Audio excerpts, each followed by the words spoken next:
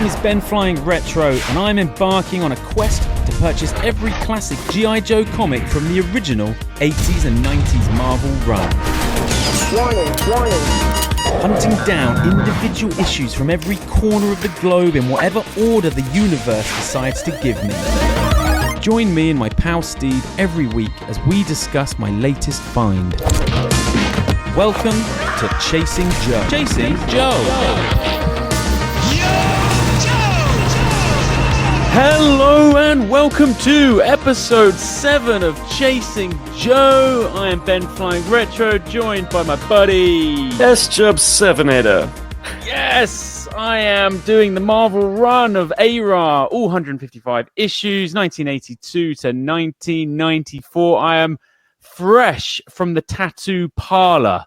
I have literally just come out the chair. I'm wrapped in cellophane. I've had 10 tattoos done, 3 hours.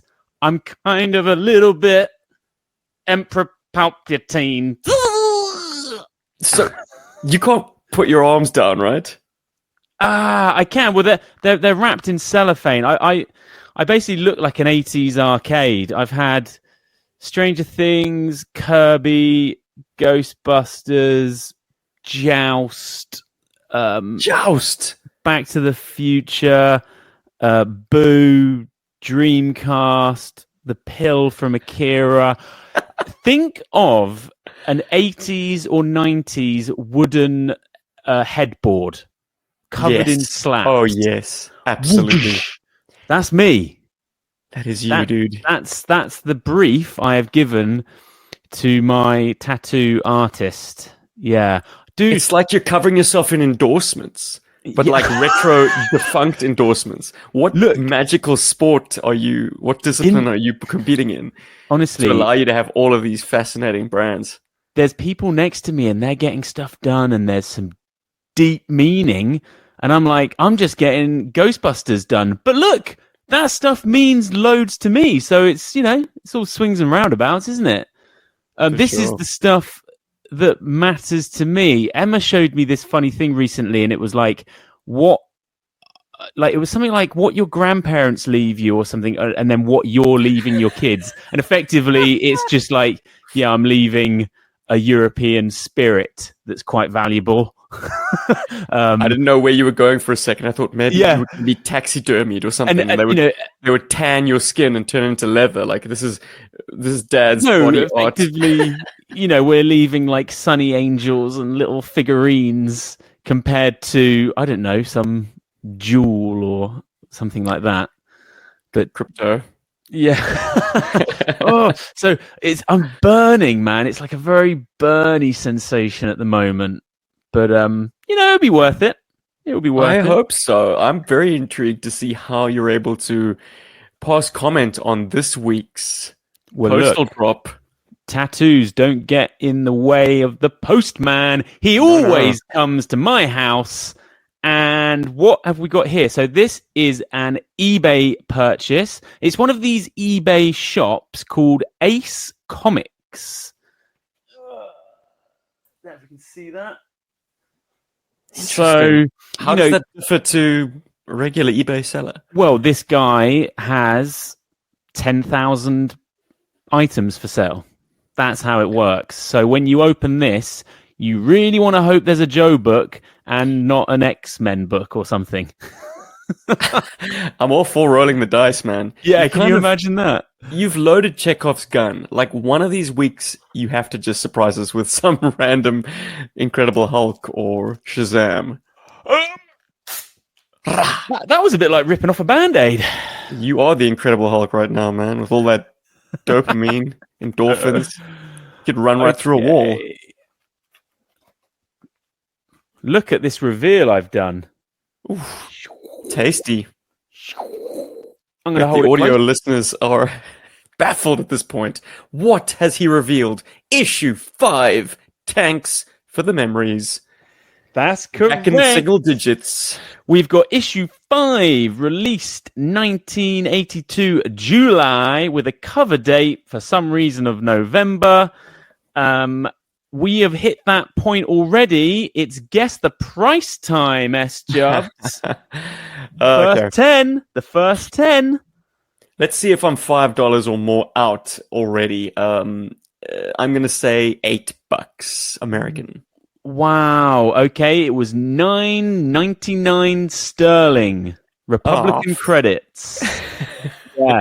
So about $14. Yeah, so bringing our running total at episode 7 up to £64.44. Wait, you flip-flopped on. I thought we were doing this in greenbacks.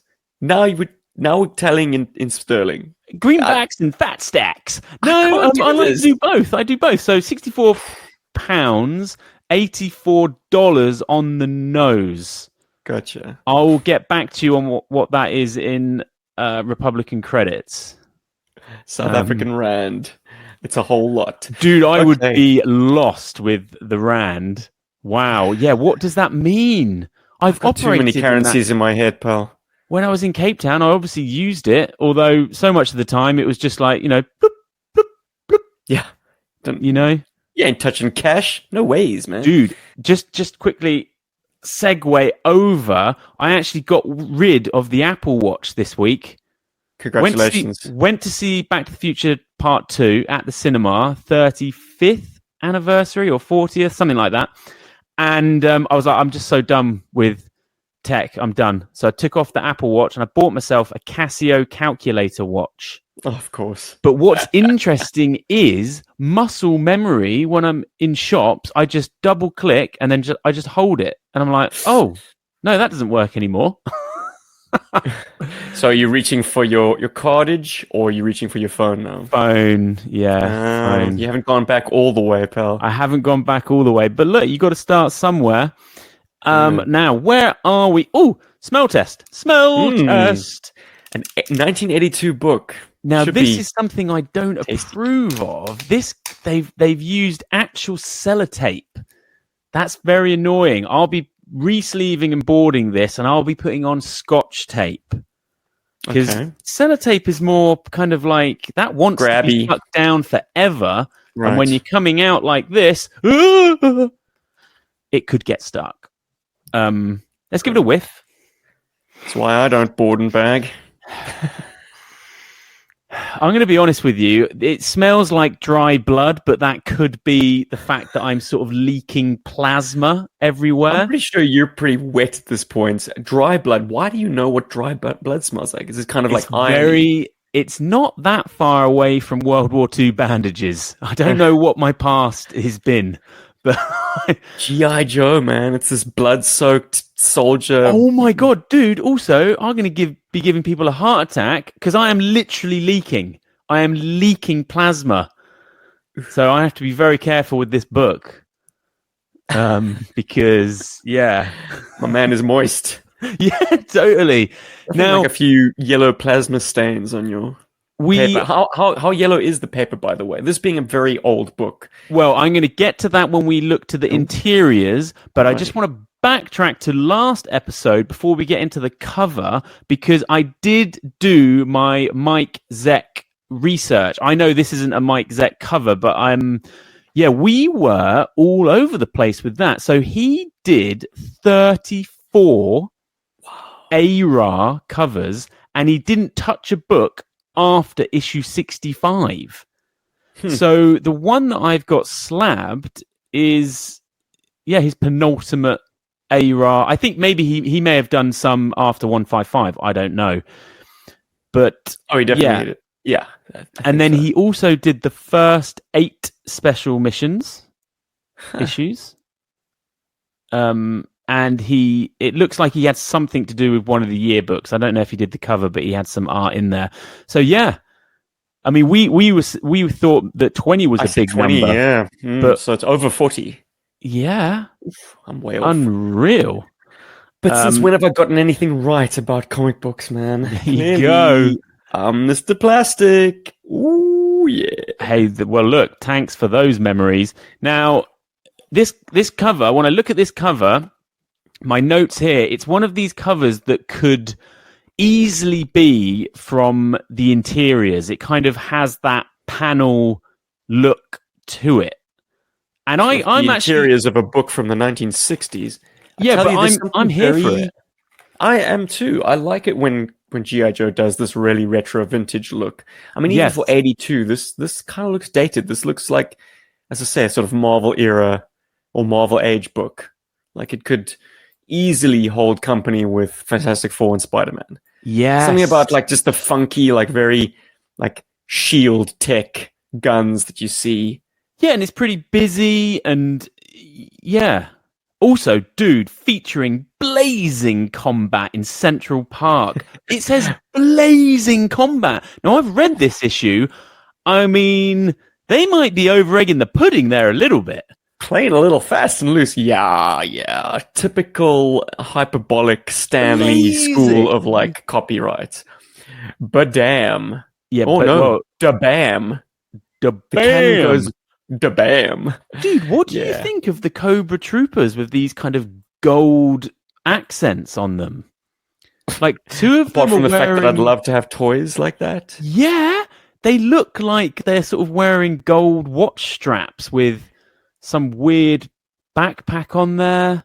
And no Cobra symbols. This is definitely like from the school of like Henchman of the Week. Yes. You know, these guys aren't they just happen to be blue.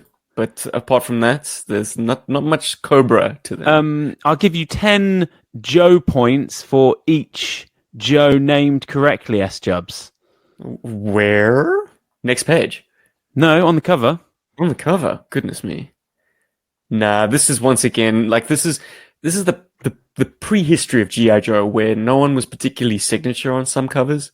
Yeah, so are we saying that, so that's not, is it Zap?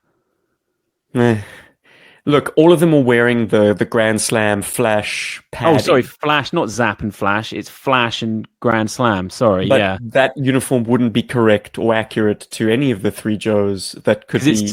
Who's in the book? It's Steeler, Clutch. Steeler in the command, Clutch is driving, and Breaker's, I suppose, the tech guy, the radio man. Yeah. Mm-hmm. Okay, anything else you want to say about the cover? I think that's it for the cover for me. The tank is enormous.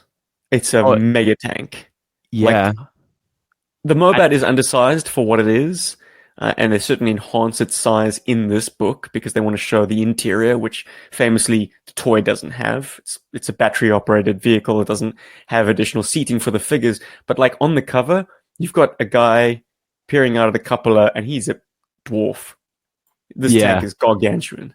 It is a steel beast. Mm-hmm. There's a great line in Indiana Jones and the Last Crusade where, what's his name? Is it Salah? Yeah. Is it Salah? And he's like, they're holding your father in the belly of that steel beast. Good cracking line. Yeah. Look, I've given that guy more to do in the last one. Dial of Destiny. I'm fortunate enough to have spent a lot of time in New York City, and I've been for many a run around Central Park, and I feel like I know that bridge. But there you go. I wonder how far the Marvel offices were. Maybe Don Perlin or whoever was responsible for the cover. I don't actually know. Maybe they went for strolls and thought to themselves, that'd be a great spot. This feels like 1982. Okay. Oh, look at it. I cannot believe what I'm holding. I mean, I just love them as jobs. I love these books. They are beautiful things. And if you were wondering, I do not have issue 5. Right. I have it in the Marvel 1 to 10 trade paperback number 1. Okay. And of that selection, I must say 4 and 5 are kind of the low points, sadly. Well, let's get into it. Let's get into it. Oh, actually, on the back, some lovely Lego. Yes, Technic. It's a dune buggy of some sort.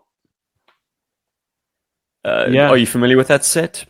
No, so I would have been very much operating in town and then segued onto Castle. My brother was full Technic. And he didn't have it. No. But those wheels, we had a truck ton of those wheels. Mm-hmm. Oh, these books are just full of memories. Right, let's get into the interiors. So, yes, interesting. You should talk about the pages because comparatively to my issue 1, which is like white pages, these are faded. Now, issue 1, I think, was on, and I could be wrong in my terminology. Please have a go at me in the comments section. That was on Baxter paper. You are hitting me with some wild comic stuff now. It's a different paper stock to the newsprint that you hold in your hand now. So that might have something to do with the way that the pages still show up white. I take back saying that you are not a comic historian because I did not think you were going to have that in your locker. Paper stock. So what are we saying we're dealing with here? Newsprint. Right. Yeah. Okay, so maybe I've got here, bold, fade on the page. But you're saying possibly not. Possibly that's just how comics work. Yeah. No, I mean, there is a slight yellowness to it, and that's why the coloring of comic books is so vivid, because it needs to counter that built-in sepia. It is all to do with how this has been stored, isn't it? That's what it comes down to. It comes down to things like temperature. Has it been bagged? We're getting air in there. The paper is reacting to its environment, isn't it? So now we're getting scientific. So you and I are stepping well outside of our comfort zones. But I seem to think that even back in the day, if you were to pick up a fresh copy, it wouldn't be pristine white. Is what I'm going to kind of. That's the sort I'll fall on. Do you think there's collectors out there that are extremely specific about having newsstand edition, which is like a barcode, or this is Spidey? I have a feeling that there's some purists out there that really enjoy that newsstand because of what it means. I can confirm, completionists will want one of each. Oh, and there are actually checklist books that are put out for Joe specifically. When did they stop collecting all of the cover variants? Is that something that stops at a certain issue? The newsstand barcode. Nah, I got nothing, bro. You've tested the limits of my knowledge. Okay, it's fine. Someone would jump toys in. On the page. Yes, exactly. Okay, so look, this whole thing we got going on here, this what have I put in my notes? Steeler doing a voiceover for a MOBA ad. Big time. And he is monologuing on it, and it's fantastic. But I tell you who I relate to in all of this, and that is Scarlett. I fully agree with Scarlett. I love my tanks dug in. You know, when she's talking about what is great about Scarlett is, like, you think that she's going to be penned as some kind of like ultra, like, aloof female character. Like, I don't dig machines, whatever. You motorheads, you boys can talk about your tank all you want. I'm not going to be interested. But Larry's smart enough to counter that by then saying, like, she likes a tank when it's dug in and laying down heavy suppressive fire, which is not a very girly quality to bring out. Dude, I've seen too many films. I've seen too many tank-based films. I don't want to be anywhere near a tank. I think in Black Hawk Down, I think Ewan McGregor's character calls them bullet magnets. And I agree. Oh, yeah. You know, there's a great line in Bazooka's file card, which I'm going to horribly paraphrase. But he was an armored vehicle driver. He was in the Armor Corps, and he decided if some farmer with like a $50 RPG can take out this multi-million-dollar piece of hardware, he wants no part of it. He wants to be on foot, rather. Thanks. He'll be the one with the anti-tank weapon as opposed to being in the tank. Yeah. But as far as a synopsis goes, it's a simple A to B kind of plot. There's a review parade happening in New York in front of all the sort of top brass, GI Joe decides they want to show off their new tank and show that it is just as innocuous as any other tank, even though it has all the sophisticated extra hardware. So they have a plan. General Flag has the plan to roll it right down, I suppose, Madison Square Gardens. Yeah. Cobra catch wind of this plan, and they want to capture the tank for themselves. They are, however, unsuccessful, and the final thrilling conclusion takes place right underneath the review stand, where the generals are, where Flag and Cobra Commander square off. Cobra Commander wings Flag and gets away. So what are we saying about the Mobat? We are saying that, for all intents and purposes, looks like a tank from the outside, Billy Basic, but it is loaded with tech. Like, it is loaded with bells, whistles, toys, and some of that tech, as we sit here in 2024, is quite hilarious. So they're very proud of external speakers. They are, which we drive a Tesla in this family, and that is a thing. That is a thing now. External speakers. Really? Oh my goodness, yes. It only took them 40 years. I've never put a USB and put like a tank shell sound effect in there, but maybe I should. And I could hoodwink. Is it Breaker or Steeler who's like touting the fact that you could like have a disco? Yeah. Outdoor disco to the throbbing tunes of a Mobat. The line that really delights me, and I think this is a softball for you, Benny, the fact that they at one point are talking about the black boxes, and that's super sophisticated and can monitor all this equipment, and Scarlet shoots back by saying, yeah, but can you plug a Pac-Man cartridge into it? I love that. I absolutely love that. That's in my notes, but can you plug a Pac-Man in there? Yeah. So I have a Pac-Man cabinet. I'm looking right at it. I'm looking right at it. Unfortunately, very true to the original cabinet, it only lets you put in one score. So obviously, when I got it, I learnt the grids, memorized the grids, and I've put in a score that no human that's going to walk into this house is going to, So basically, when people come round, I started doing Post-it notes and sticking people's scores everywhere. Because I was like, oh my God, it hasn't even got a top 10. But yeah. You don't want to rip that socket out of the wall and restart it. Dude, I mean, you can turn that, you can take it out of the wall. It's not going to do anything. I don't know how you reset it. It's in there.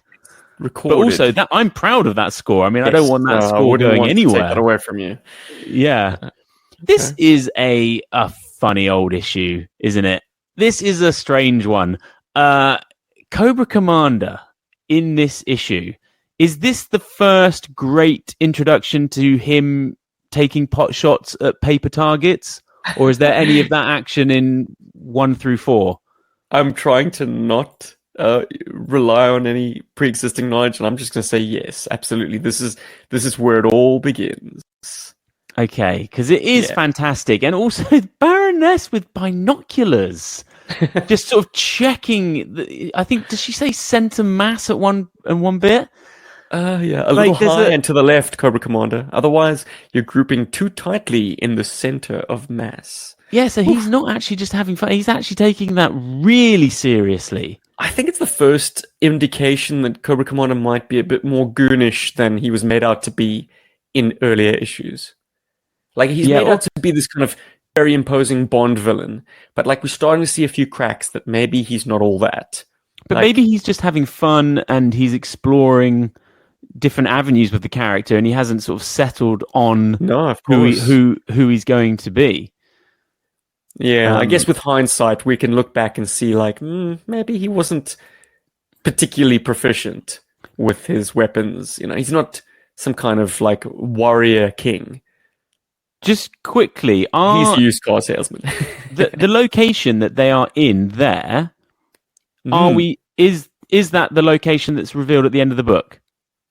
No, I do believe this is our first glimpse at the underground of their Springfield base of operations. Okay. It's not name checked, but like there's a convoluted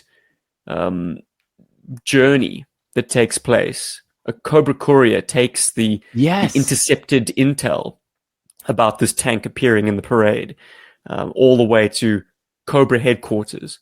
So I'm thinking this is like 3 hours later. Yeah, but then it would be within driving distance from New York. Yeah. I mean, I don't think this courier then hopped in a helicopter or something.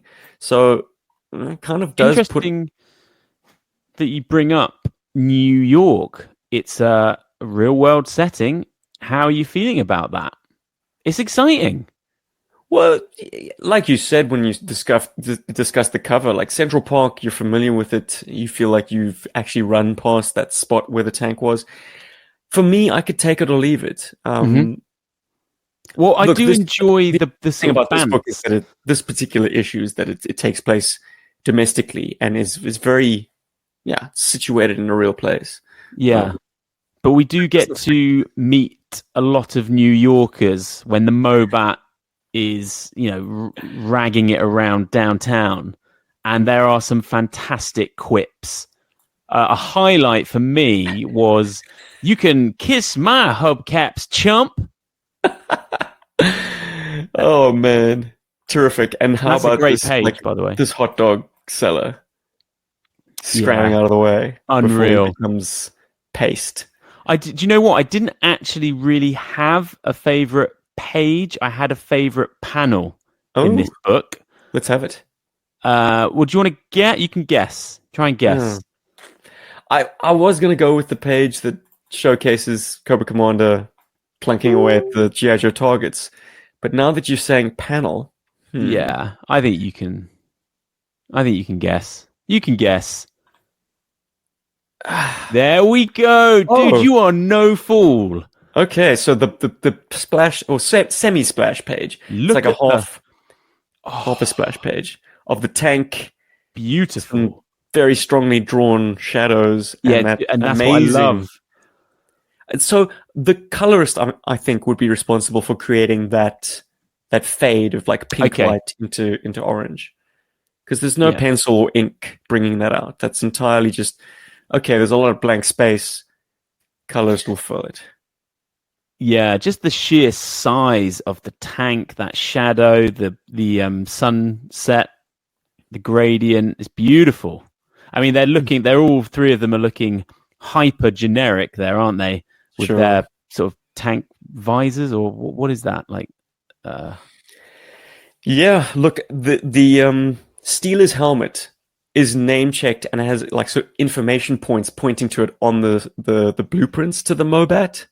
Right. So like it's an actual accessory piece that has mention in the blueprints, which I absolutely love. So maybe there's a small version of that on the regular crewman's helmets. So Clutch and Breaker both have these things, but you said it, man. Super generic. You can't even see their eyes.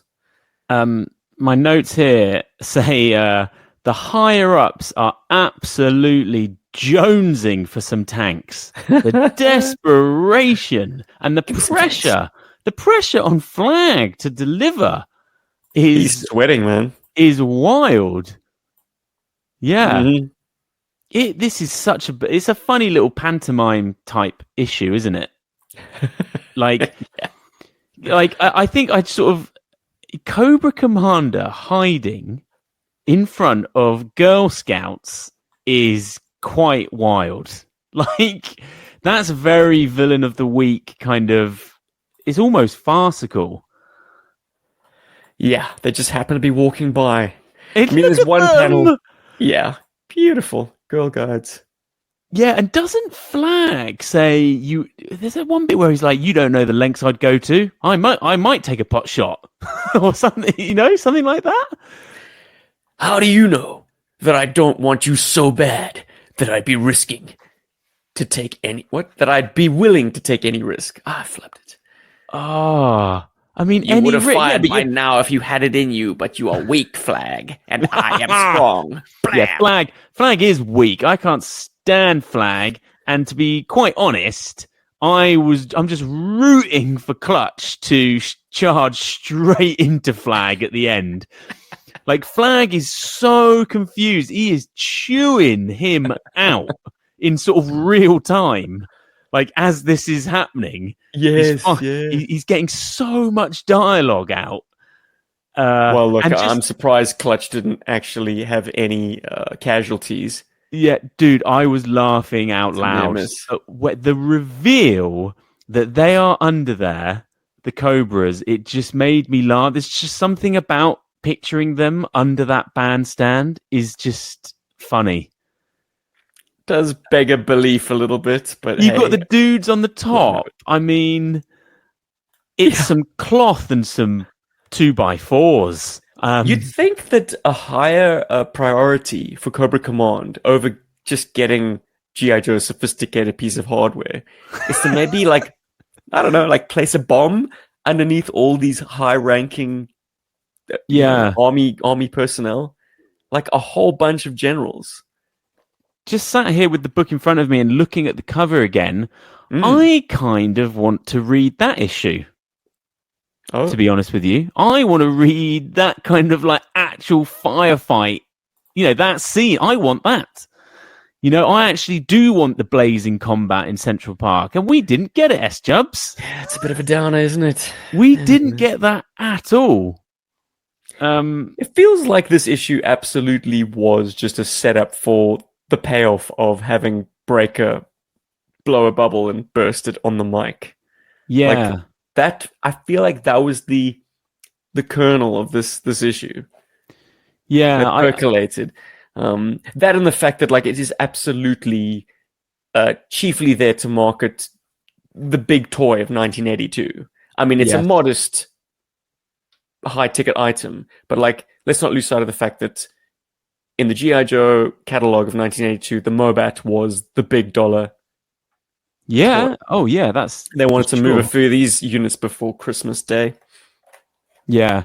Mm-hmm. I just think that I would have preferred to have seen actual Cobra troops instead of them in fancy dress. And though, are they band members? They are the Springfield marching band. So we're starting to see sprinklings of that. But what is quite cool is the fact that there are females in that formation.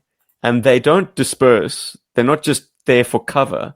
Yeah. They are actually carrying rifles and are part of this assault team. Harmer getting it done in 1982. Hilariously, though, he does poke fun at the fact that they are not professional musicians. I mean, this shows the age of the book. Look at the nurse. Nurse.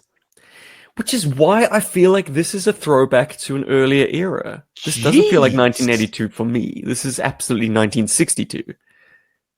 Is that some kind of rich Upper East Side? They've got some nurse looking after their kid. Yeah, in a sort of, what do you even call that headgear?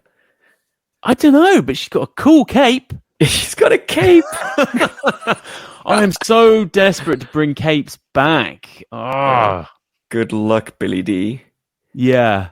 I'm just honestly soaping. It made me think of you because he says soaping down the Mobat. And I was like, well, that's what S-Jubs does for his toys. You are adamant that you got to dunk your toys in the bath and soap it, and just that's how you clean them. Don't hang on now, Ben. Not the Mobat. It does not. Of course, not the batteries, etc. Yeah. But you are very pro full submerging, and that's how you de-dust. Yes, absolutely. Yeah. Bit of soap and water. Oh, talk to me about what about decals? Depends on what era of decals we're talking. I don't think I would be keen on chucking a 1982 toy in the bath. Those decals, the adhesive is so dry. It could just crack and float away. But this is an interesting distinction to make between the American run of stickers and then the later European stuff. Yeah, that stuff holds up better to water. Okay, so the stuff that you were applying to your vehicles, Ben. I mean, you had a Warthog, didn't you? Oh yeah. You ever get that bad boy wet? Yeah, for sure. And water just Like, would not slip underneath those stickers. They were like very hardy, and the adhesive was very strong.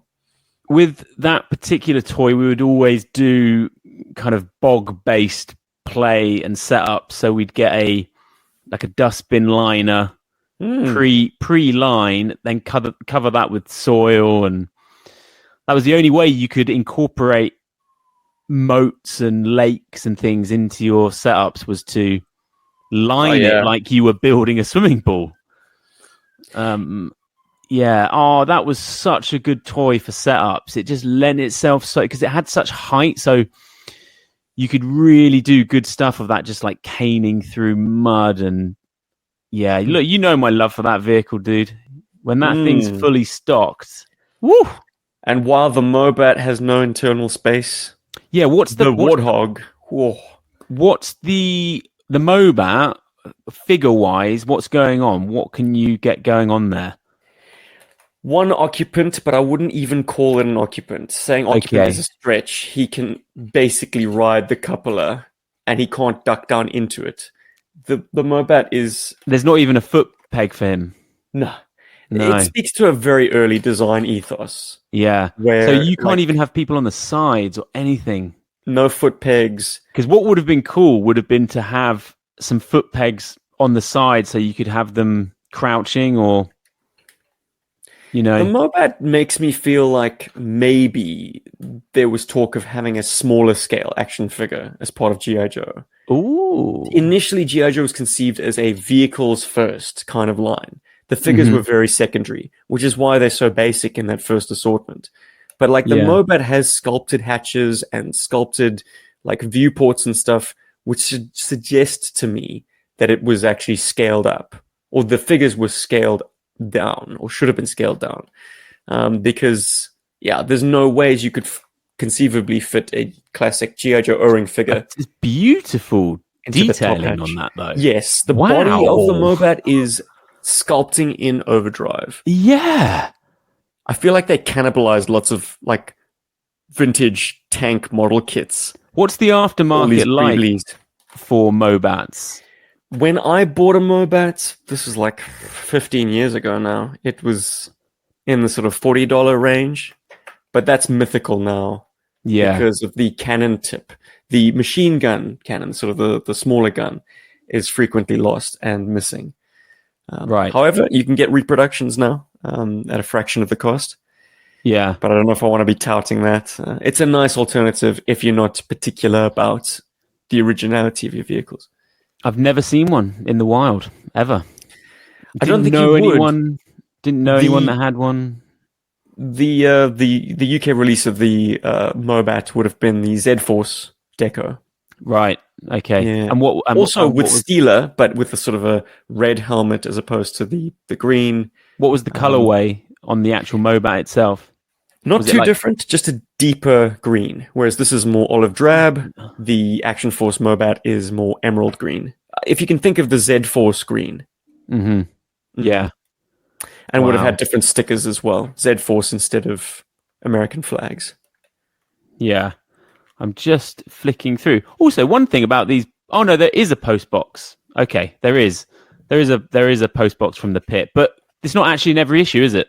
I've just realised that from collecting them. I think this...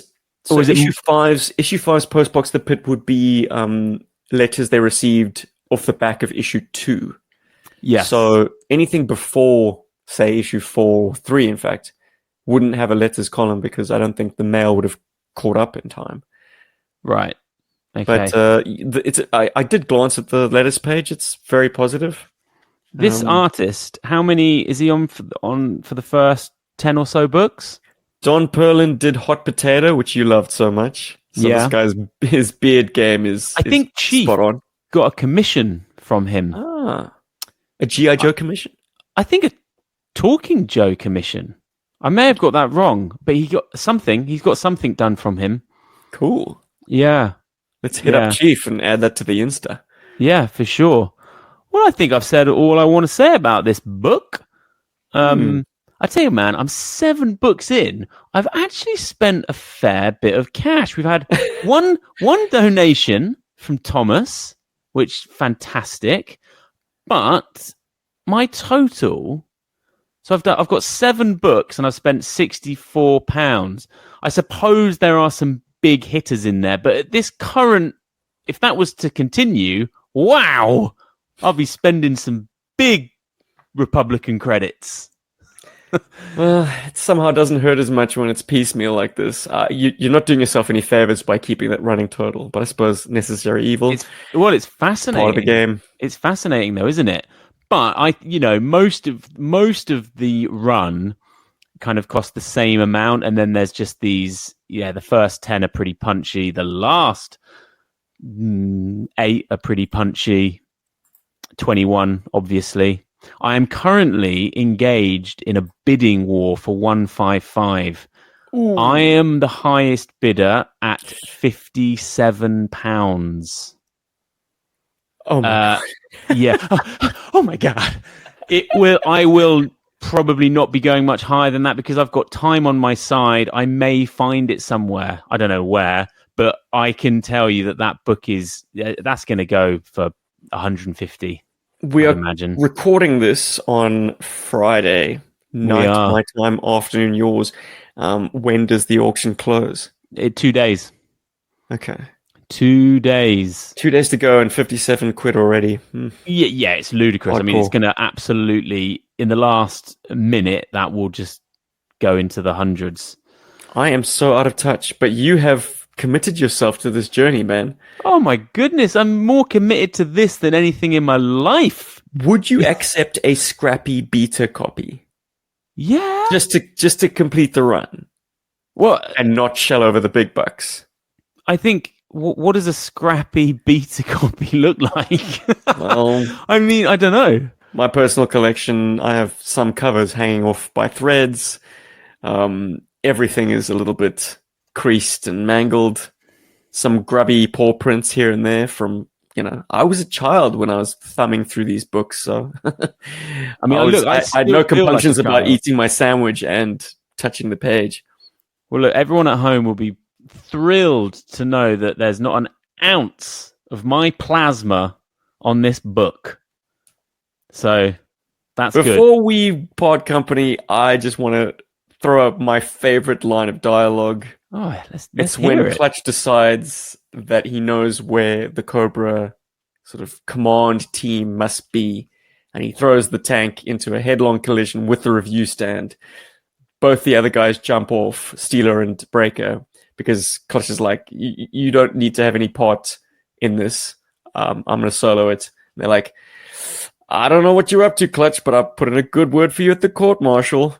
And Breaker says, not me. I always said Clutch had a few chairs missing at home. That is fantastic. Priceless. Not all his dogs are barking. Yeah, one of those kind of lines. And what a delight. I've never heard that one before. Not all his chairs at home. Jeez, you talking about how oversized the Mobat is. Look at it's colossal when it smashes into the bandstand and Flag is jumping out of the way. Oh, yeah. He looks tiny. Scale issues. Because all over the map. Because on the first page, it looks dinky. When Scarlet's it looks accurately scaled. Yeah. And then, as you say, when we sing it later, it's look at those 3 lads soaping it down. That's funny. Tanks for the memories. Well, thanks for the memories indeed. I've had a blast, S-Jubs, post-tattoo. I'm going to cut this cellophane away from me, have a hot, soapy shower with the Mobat that I don't have. Not that I would be doing that with a Mobat, because... Are you motivated to rush out and buy one? Has this issue had any effect? I'm in a rush to go out and buy some GI Joe figs from having had such a great time doing this show. I mean, I've got a lot of GI Joe figs, but there's a lot that I don't have, and I'm sort of actively looking. I'm watching a few things on eBay. What's in your top 5? Well, there's this thing called we have in the UK. I believe it's called Roll Out Roll Call. and I think it's kind of like a GI Joe and Transformers type event. But I think they have it once a year, but it's kind of close to where I live now, near my hometown. They had it in Fordingbridge, and they had a lot of good figs there when I went with Chief and Mark a couple of years ago. And I really want to go to that again because I think I'd drop some serious coin this time around. But because I think there's just something about buying stuff online, like the figs. I don't know. I kind of want to get out there and get into the flea markets and the rummage through some pound lots. But the thing is, I'm aware that those idyllic days have probably long gone, and there would have been a sweet spot for doing that, I reckon, where you would have maybe found some really cool stuff. I think maybe that time is gone now. I feel like Rollout Roll Call, I've never been, obviously, but going to a dedicated convention would You've heard of it? Mistake. Yes, of course. It's famous. But okay. Trying to get like sweet deals at a convention that knows what it is and all the sellers there are well acquainted with their wares is not necessarily the way to do it. The best thing for you, if you want to pick up some loose figs, is go to a convention that is not Joe related or Action Force related, or a toy fair that is just a general toy fair. You will always find old Action Force toys. I'm so stiff. That's where you can pick up some sweet deals, my friend. Yeah, there's just something that's not, I'm sort of getting my head around on eBay figures that I like. This sort of £30 mark. It's punchy. And I'm always obviously about any purchases I've had in the UK specifically, and maybe this is true of all Northern Europe, but figures that have white, it's seldom yellowed. Somehow you limeys have the right climate and the right amount of like UV, I suppose, shielding. Well, I don't know. I wish that would. In other words, you don't get enough sun. But one of my version 2 Storm Shadow is a display one, so he's in a cabinet that does get some sun, and he's definitely yellowed up. Okay, it breaks the heart. So I'm actually probably going to repurchase him. I lucked into a pristine Storm Shadow 1984 from the UK. Wow. Absolutely crystal white. Crystal white? That's if crystals are white, no. It's crystal meth white. That feels like that would be extremely hard to acquire. Yeah, a pristine white V1 Storm Shadow. I'd need to talk to someone that knew what they were talking about regarding the science. I'm not too sure it's just UV that turns plastic yellow. So I think the yellowing of reaction, that era of plastic had an a flame retardant chemical in it. Right. So it wouldn't burst into flame. Okay. And that additive apparently brings on the yellowing. I find because I used to hunt down vintage consoles, gaming consoles. It was a huge thing with the Super Nintendo to find one with the white that's still white and not this. It's awful kind of yellow. It's so gross. I'm not convinced that's got anything to do with sun damage. It's just some kind of chemical reaction it just has over time. Sure, it's one of those mysteries. But yeah absolutely. Time does its thing on all of us, S-Jubs. It does, doesn't it? And really we are out of time. Wait, we're out of time. What show is this? It's episode 7 of Chasing Joe. You can find, if you want more from me, you can find me at BenFlyingRetro. That is suffering. On Instagram, where I'm trying to put out clip outs. I'm trying to do some behind the scenes stuff of Chasing Joe. I'll show off all my tats on there. So go over there and give me a follow. Head over to Substack if you want to listen to people who play, where I bang on about retro tech and retro culture, whilst my wife tries to steer me towards family stuff. S-Jubs, they can find you right here. Oh yeah, there's no mystery to that. If you've somehow found your way to this podcast by another avenue somehow, consider checking out GI Joburg. What's going We're on right with here, the baby. flagship? What's the flagship doing this week? You've just The done flagship. We the are doing armadillo. Destro issue 5. Oh, sorry, not Nice. Destro the figure. Right. Okay. Oh, well. Okay. Yeah, he's waiting in the wings. Yes, by the time this podcast is public, we will have done a review, deep dive discussion on the Destro miniseries by Skybound. And the very next episode after this will be our 350th recording, marking our 12th year in podcasting. Oh, big celebration. What are you doing? Rob has actually trawled the archives and has come up with a fun little quiz for Paul and I on our earlier shit. I mean, it's daft, but Can I get a year check fun on for that? us. Oh, what's episode gosh, 1? Episode 1 would have been 2012. You'd have been really young. Wow. 2012. Well, we recorded in 2011, so maybe it's our 13th anniversary. Okay. Actually, if you want to count it like that. But yes, that was the day dot for GI Joburg. Basically conceived as a way for Paul and I to chronicle our deep dive GI Joe chats, because we found each other very off the cuff. I walked into a comic book store that he happened to be working at. We started talking about GI Joe, and we just didn't stop until his girlfriend arrived and said, "You guys should record a podcast." It's like Clark. Every time you're together, all you talk about is GI Joe. Great. And here we are. You've got some Splinter show with some chump from the UK that's tattooing his arms. Yeah, but Ben, I feel like you're a kindred spirit in the same sense that you and Chief started talking Joe off the back of the fact that you would always fall into this pattern of talking about this cool book. Yeah, we did it for the exact same reasons, just to document our chats effectively, and thought maybe some other people would be interested. But that's you, dear listener. Thank you very much for joining us on another mission. Yes, next week these will be healed. I'll be a lot more mobile, but until then, yo Joe.